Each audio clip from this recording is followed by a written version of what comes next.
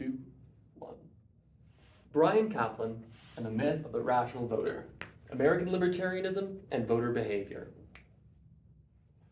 Bryan Caplan's book, The Myth of the Rational Voter, delves into the truth about the nature of democracy, or as he calls it, the Church of Democracy. Bryan Caplan views democracy as a quasi-religion, where people are incentivized to believe in it, so we produce evidence based on policy rather than policy based on evidence. Democracy is the worst form of government except for all the others, Winston Churchill. I really like that quote. The miracle of aggregation is a system by which if only 1% of the population is educated, they can make the choice for the 99% of uneducated people in the population. But Bryan Caplan sort of alleges against that. In the chapter, Beyond the Miracle of Aggregation, he argues that the miracle of aggregation only applies when uneducation and bias is non-systemic and is randomly distributed. But because irrationality is not random, it is systemic, he alleges that the miracle of aggregation happens about as often as every other kind of miracle. Not often. Voters as people versus people as voters. One of the stories that he tells to illustrate this example is how economists assume that voters will act rationally and in their best interests, and yet, when teaching an economics class, we oftentimes assume that people are entering our class with preconceived bias, that people entering our class believe that by trading with foreign powers we are losing gold, or believe that the economy performs worse than it actually does. These are called simplistic heuristics, as noted by Daniel Kahneman in his 2011 work, Thinking Fast and Slow. So rational irrationality is the belief that people will learn less about a system that they can't influence as much, but Bryan Caplan takes a step further and alleges that people engage in rational irrationality, where they choose not to learn because it is easier. Now, there are 4 types of biases that Bryan Caplan points out as the main types of bias that influence how voters behave. These are anti-market bias, anti-foreigner bias, make-work bias, and pessimistic bias. Because in a market, businesses are held accountable for their mistakes, but because no one vote is ever deterministic, voters are not often held accountable for their beliefs. The first is anti-market bias. This is the general trend of people to misunderstand and underestimate the efficiency of markets. One example of this is the general belief that a minimum wage can increase the earnings of workers. They believe that people have kept wages low for greed or for their personal benefit without realizing that increasing wages is the key to gaining workers when the market dictates as such. It also leads into pessimistic bias because it's often people making the choice between collapse and stagnation, when in reality, economies either progress and go forward, and in the worst case scenarios, they stagnate. Anti-foreign bias. This bias includes racism and xenophobia and general unwillingness to cooperate or trade with foreigners, right? One example of that is that when polled, voters were more likely to appreciate trade with the UK or with Canada over trade with Mexico or Japan. The slice of pie mentality is the idea that if someone else is benefiting from trade, then I must be losing that equal amount. Although that's not really how markets work. We can both benefit by leaning into progressive advantage, or what's it? We did also see it as sort of like a increasing the pie as a whole instead of just increasing the slice of your pie. This bias sort of pushes voters to support autarkic policies or tariffs and underestimates the value of trade with other nations. The third, he calls make-work bias and the churn. So what is the churn? The churn is the natural sort of flow of workers in low efficiency positions into higher efficiency positions.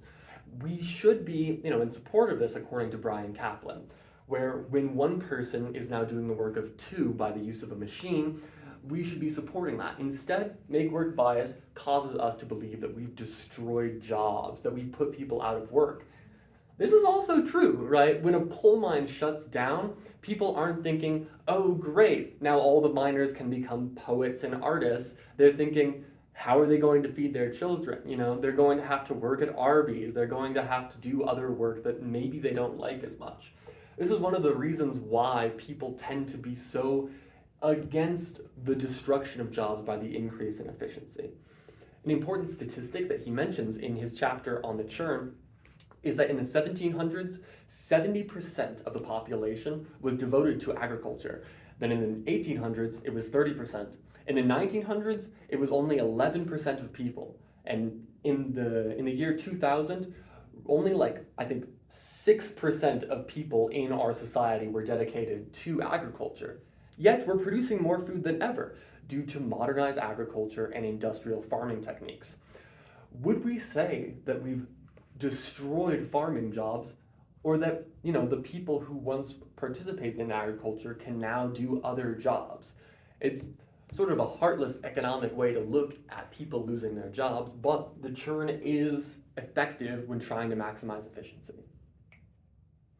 The last but not least is the pessimistic bias, where voters tend to systematically believe that things are worse than they were or are getting worse, right? Economic decline is believed to be inevitable or a consequence of the way that markets work. This often emphasizes inefficient policy to change course or alter the course of history in order to better what is obviously a declining civilization and economy. Drastic change can be favored over incremental change because there's a sense of urgency that comes with pessimistic bias. This is a natural way of how our brains evolved. It's much more important to find tigers in the grass than to find potatoes in the grass, simply because of how we've survived. But what once was productive has now become maladaptive as we try to function in a modern industrialized economy. Rational irrationality. Ideology as a distortion of reality. Rational ignorance is the belief, as I said earlier, that people are unwilling to learn more about the government because there is little to no payoff for that increased understanding. But there are also emotional costs for understanding the way the government works. Ideological beliefs can be challenged. Deeply held beliefs about the way that the world works might be found out to be completely wrong. Then we get into partisanship. Sometimes there's also a social cost with learning about the government. If your friends and family believe and act a certain way, learning the opposite of that, people are resistant to that, So Bryan Caplan alleges that we don't just engage in rational ignorance, but rational irrationality, where we would choose not to learn about the government and the economy when it goes against our preconceived biases or deeply held beliefs. He also alleges that there's an inability to address fundamental biases.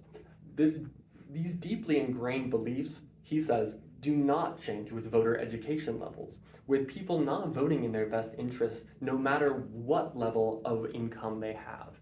Oftentimes, biases can become more entrenched as people learn more about history and their party affiliations. This is partially due to the Dunning-Kruger effect, where the less that you know about a situation, the more you're inclined to believe that you are right, because you have not had the experience and the knowledge to accept, false, alternative information that contradicts your worldview into your mind and into your worldview.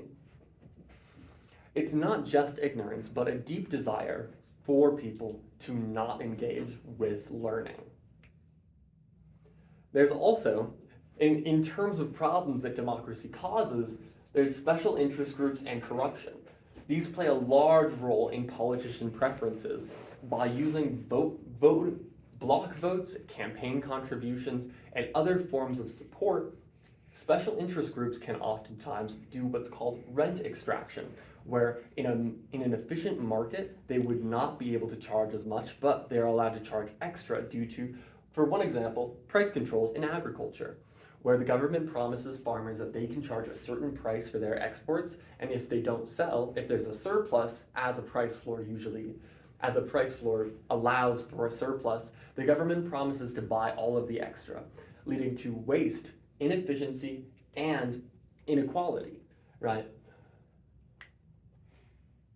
These are just one of the costs of democracy, where we've discussed rent-seeking behavior, but there's also compliance costs, right? Every single time that people have to leave work to vote, people have to spend time to become organized. The sort of inefficient way that Congress can prevent efficient policy from being passed, those all go into compliance costs. The illusion of democracy can often prohibit people from realizing problems with the system, simply believing that, oh, if we just vote harder, we can solve problems, when those problems aren't coming from people not voting enough, but they're problems inherent to the voting system itself. Bureaucratic red tape is basically the idea that as bureaucracy and as government grows, the amount of complex and hard to access information about how the government works grows exponentially as time goes on, right? This acts as a barrier to entry for common people, which oftentimes allows special interests to gain even more of a foothold in the government, because who is going to question them when they have to read 170 lines of tax code in order to understand how special interests might be benefiting from such an arrangement? Yes, and all of this leads to wasteful and inefficient government programs, right? Sometimes these government programs can be contradictory.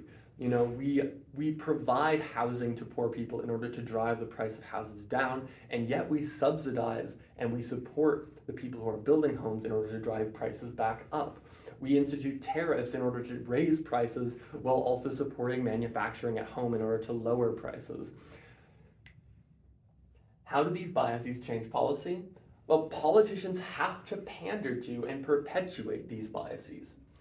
There's a quote, "In markets, poor decisions are usually punished, but in political arenas, voters' misguided preferences do not have direct consequences because they are not deciding." One example of how voter misinformation can change policy is this chart on America's views of the two largest areas of government spending.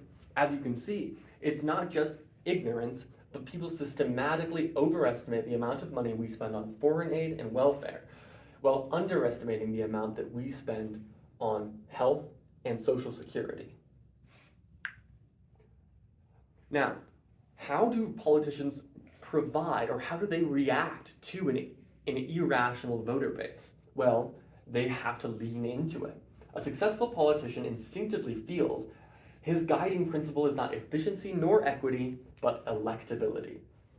For example, talented politicians have to cater to people's misgivings, supporting policy that they know is inefficient or that they think is inequitable, simply because that is what the voters want, and the voters listen and the voters watch. However, just a Machiavellian view of the world where we should break promises and lie and scheme our way to the top doesn't quite hold. Caplan alleges that people have a certain sense for liars, even the most trained liars. So he says that genuinely sharing constituents' policy views gives you an advantage over actual manipulative liars. So there's an incentive for politicians to, eat into it, to buy the cheesecake and drink the Kool-Aid of inefficient and wasteful economic policy. The role of faith in political economy. Now this is an interesting one. The Duce is always right was a fascist slogan in Italy, where basically, if the person in charge says that something is a certain way, we are to believe it. That is an important part of dictatorships, of any autocracy. When there's only one person in charge, they have to be right. Questioning them doesn't lead anywhere because there's no countervailing forces. This leads to something called the infallibility of personality. Bryan Caplan says that no matter what choice a politician would make, it in retrospect is seen as the right choice. Or if it was the wrong choice, it is because there was some factor we didn't account for. It was not the foolishness of the leader.